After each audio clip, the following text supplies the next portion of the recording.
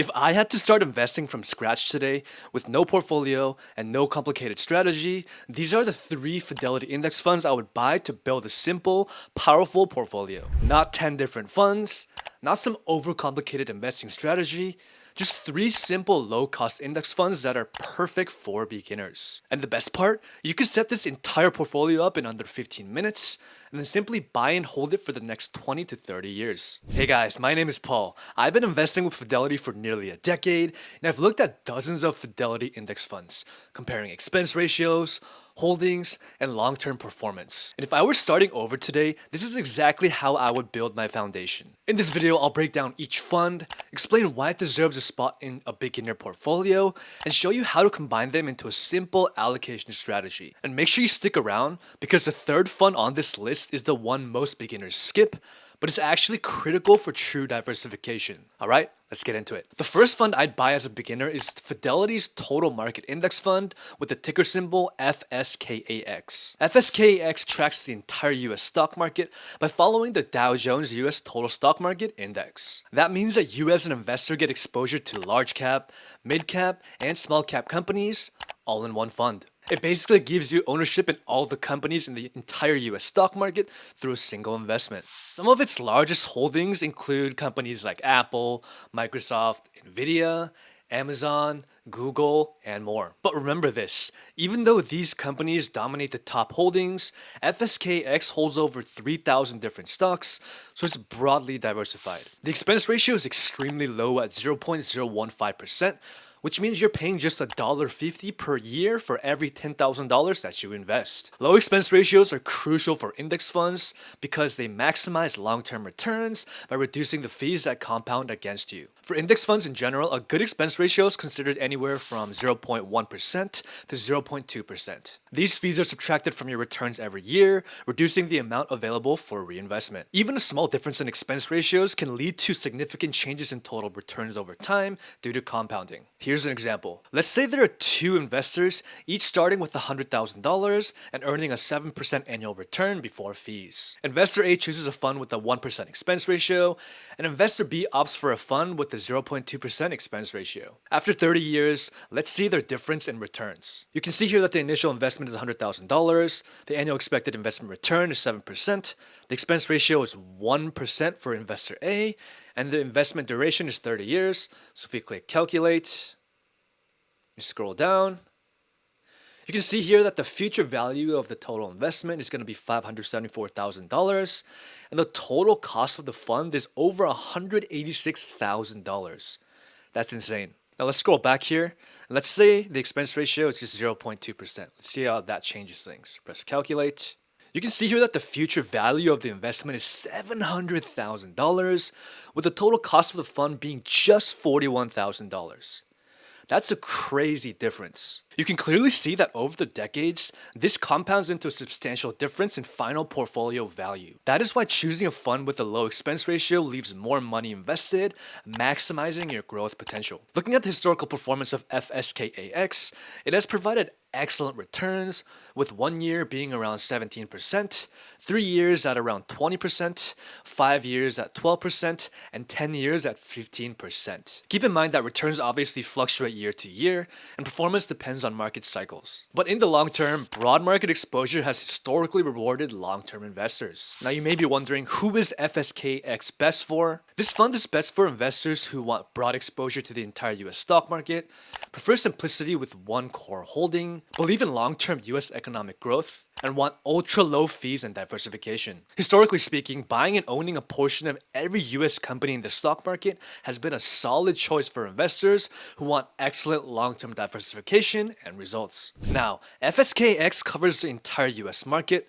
but some investors prefer focusing specifically on large companies. That brings us to the second fund. The second fund I'd buy as a beginner is Fidelity's S&P 500 Index Fund, ticker symbol FXAIX. Now if FSKAX tracks the entire US stock market, FXAIX takes a more focused approach. It tracks the S&P 500 index, which is an index that includes the 500 largest companies in the US. So instead of holding mid-cap and small-cap companies like FSKAX, FXAIX concentrates only on large-cap companies, which is the biggest and most established businesses in the US. The top 10 holdings in FXAIX include companies like Apple, Microsoft, Nvidia, Amazon, and these dominate the index and make up a large percentage of the portfolio. Historically, FXAIX has also provided excellent returns, with 1 year being at 17%, 3 years at 22%, 5 years at around 14%, and 10 years at around 15%. Now, a question you may be wondering is, if FSKAX already includes the S&P 500,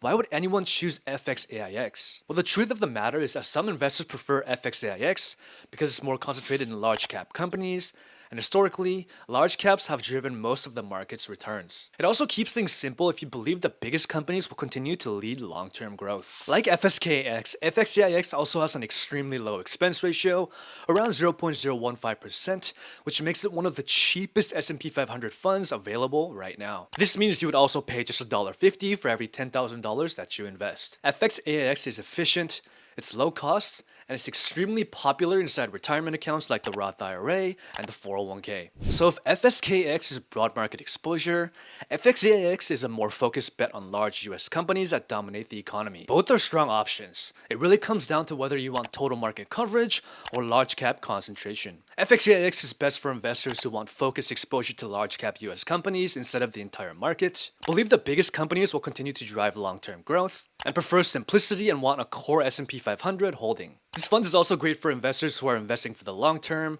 ideally 10 plus years. It's also a great fund if you want ultra low fees with strong historical performance. If you're an investor who wants more broad diversification, FSKX might feel safer. If you want concentrated exposure to the companies that dominate the market, FXAIX makes more sense. So far we've covered broad US exposure and large cap concentration. But if you only invest in US companies, you're missing out on global diversification. And that is where the third fund comes in, and it's the one most beginners miss. The third fund I'd buy as a beginner is Fidelity's Total International Index Fund, ticker symbol FTIHX. FTIHX gives you exposure to companies outside the United States, including developed markets like Europe and Japan, as well as emerging markets like China, India, and other growing economies. In other words, it's global diversification in one fund. A lot of beginners skip international stocks because US companies have dominated performance over the past decade. But the reality is, markets move in cycles. There have been long periods in history where international markets outperform the US. Diversifying globally helps reduce your dependence on one country,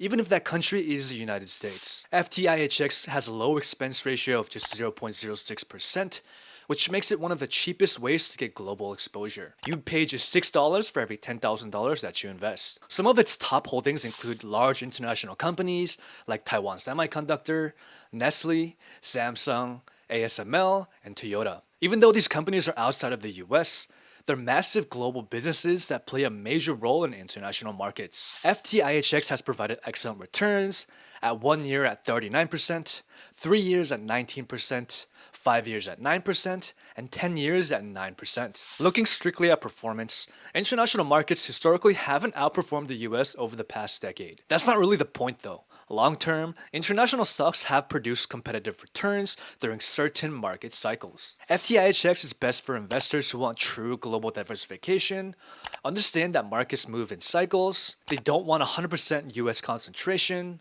are building a long-term portfolio, and want exposure to emerging markets and global growth. If FSKAX or FXAIX is your core foundation, FTIHX is what adds balance and reduces country risk. Now let's go over some options of how you would actually combine these funds into an allocation. Number 1 is simple and balanced.